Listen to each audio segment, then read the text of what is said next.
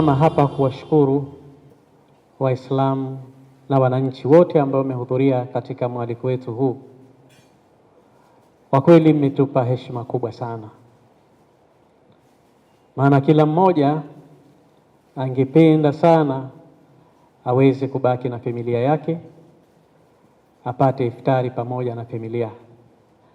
Na inawezekana kabisa iftari ya familia ni nzuri zaidi kuliko hata yetu ambao tumeiandaa.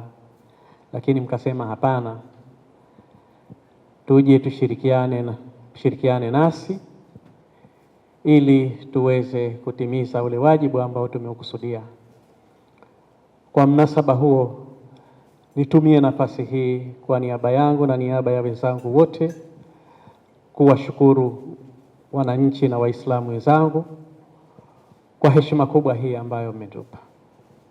Mtume wetu Muhammad sallallahu alaihi wasallam anasema, man la yashkuru nasa la yashkuru Allah.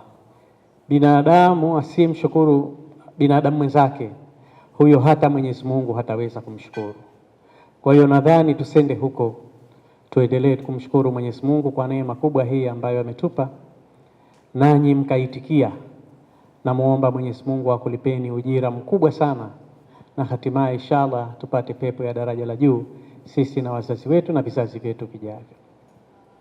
Ndugu zangu Waislamu, shughuli hii pamoja na sisi kwamba tumekuja, lakini wako wengi ambao wameshughulika mpaka kukamilisha jambo hili.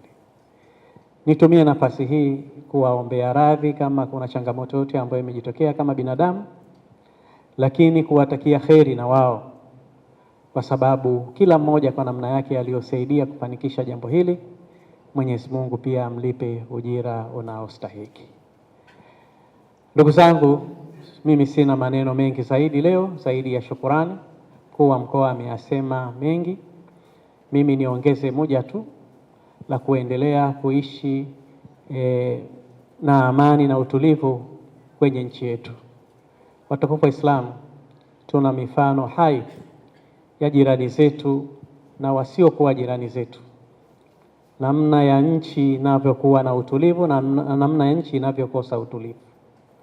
Tunawaona kina mama na watoto, kina mama wanabeba watoto na mizigo, hawajui wanakokwendea. Kwa hiyo tuendelee kudumisha amani na tuendelee kuiombea dua nchi yetu, lakini tuendelee kumwombea dua kiongozi wetu ili Mwenyezi Mungu amfanyie wepesi katika juhudi hii. Kila wakati tukumbuke Uzanzibari wetu na kila wakati tukumbuke uzalendo wetu. Jambo hili litatusaidia sana. Hata yule anayefikiria kuwa na dhamira ovu, akikumbuka tu mimi ni Mzanzibari, mimi ni Mtanzania, basi ile ni ya ovu iondoke, na baadaye kutoka ubaya basi aje na jambo jema la kushauri nchi yetu ili iende kwa salama zaidi. Watukufu wa Islam, najua muda umekwenda na tunataka tukawahi ibada.